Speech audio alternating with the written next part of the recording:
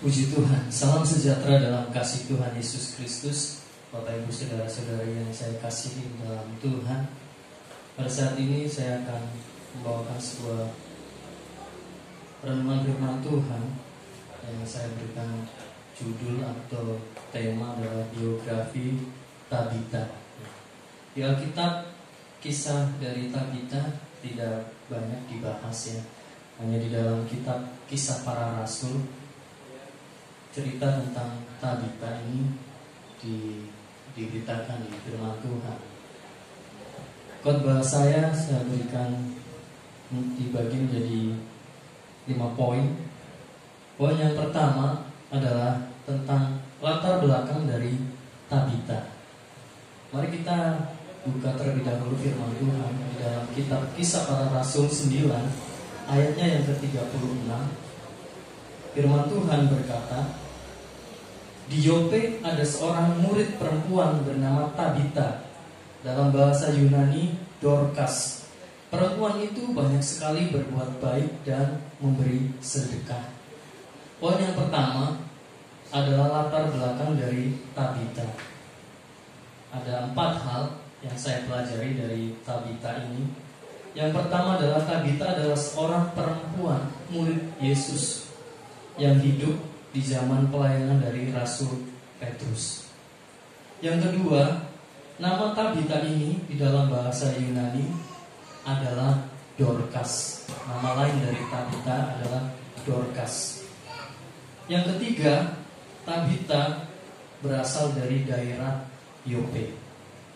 Yang keempat, Tabita adalah seorang pembuat baju dan pakaian. Jadi pekerjaannya mungkin di zaman sekarang adalah seorang penjahit ya, membuat baju dan pakaian. Ini tertulis di dalam ayatnya yang ke-39, Kisah Para Rasul 9 ayatnya yang ke-39. Firman Tuhan, maka berkemaslah Petrus dan berangkat bersama-sama dengan mereka. Setelah sampai di sana, ia dibawa ke ruang atas, dan semua janda datang berdiri di dekatnya, dan sambil menangis mereka menunjukkan kepadanya semua baju dan pakaian yang dibuat Dorcas waktu ia masih hidup. Jadi ayat ini jelas mengatakan bahwa Tabita atau Dorcas adalah seorang pembuat pakaian dan baju. Berarti dengan kata lain dia pekerjaannya adalah seorang penjahit di zaman sekarang. Itu poin yang pertama dari latar belakang kehidupan Tabita. Poin yang kedua yang saya akan kupas tentang Tabita adalah karakter dari Tabita. Tabita memiliki karakter yang sangat berkenan kepada Tuhan. Ada 2 hal karakter yang berkenan dari Tabita. Kembali ke tadi firman Tuhan, Kisah Para Rasul 9 ayatnya yang ke-36 bagian yang ke-B. Perempuan itu banyak sekali berbuat baik dan memberi sedekah. Jadi poin yang kedua dari karakter Tabita yang berkenan kepada Tuhan, yang pertama, Tabita itu seorang perempuan yang banyak sekali berbuat kebaikan kepada orang lain.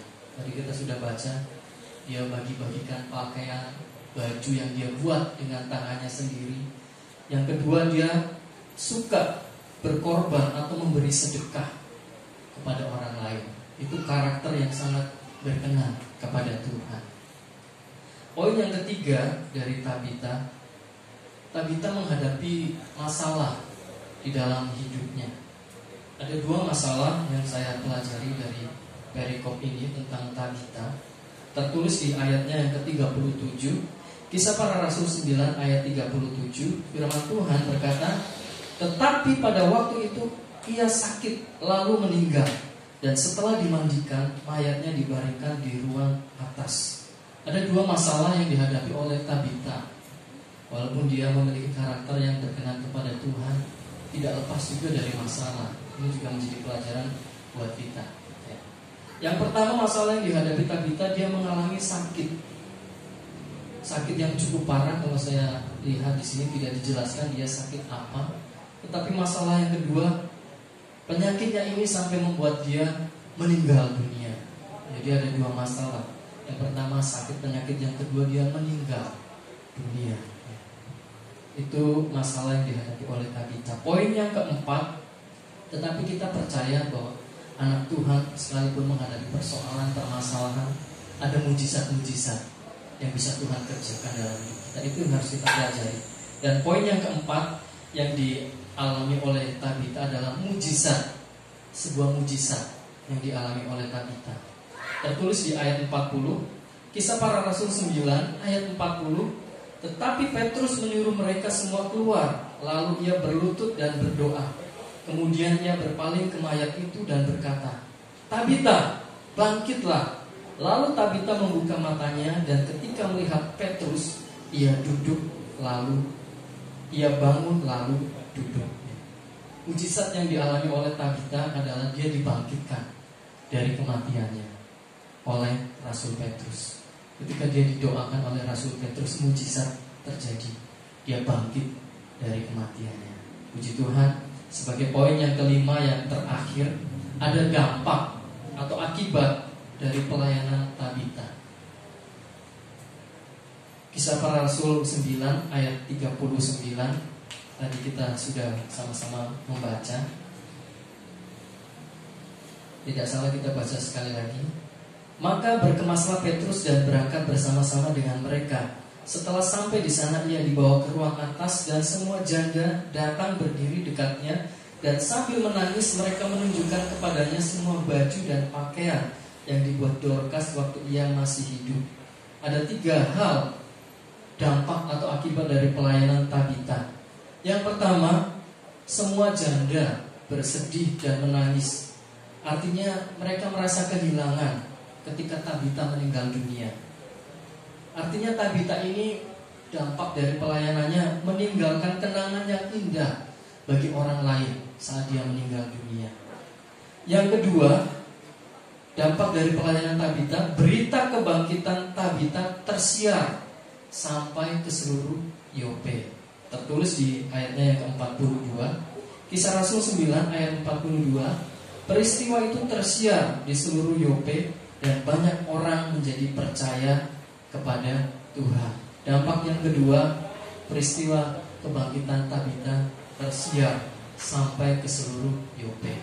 Dampak yang ketiga yang terakhir, banyak orang menjadi percaya kepada Tuhan waktu mendengar berita kebangkitan Tabita.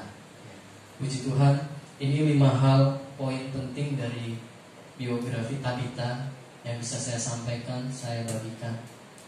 Kiranya boleh menjadi menambah pengetahuan kita akan firman Tuhan. Puji Tuhan, Tuhan Yesus memberkati.